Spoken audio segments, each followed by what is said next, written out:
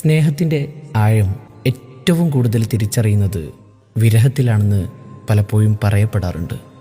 അള്ളാഹുവിൻ്റെ റസൂലിനെ അതിരറ്റു പ്രണയിച്ച സുബ്ഹാനല്ലാഹുവിൻ്റെ ചരിത്രം ഇതിനൊരു നേർസാക്ഷ്യമാണ്.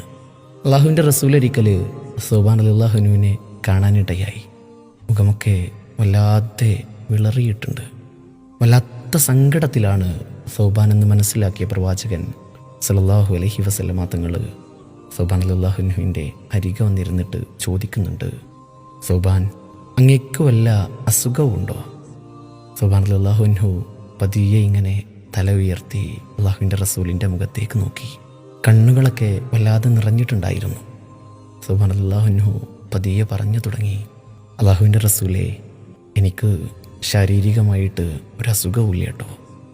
പക്ഷേ അങ്ങയെ കാണാതിരിക്കുമ്പോൾ എൻ്റെ ഹൃദയത്തിന് വല്ലാത്തൊരു പിടച്ചിലാണ്.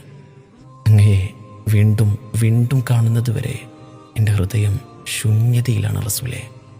എന്നാൽ അതിലുപരി ഈ സൗബാനെ വേദനിപ്പിക്കുന്നത് എൻ്റെ പാരത്രിക ജീവിതത്തെക്കുറിച്ച് ആലോചിച്ചിട്ടാണ്.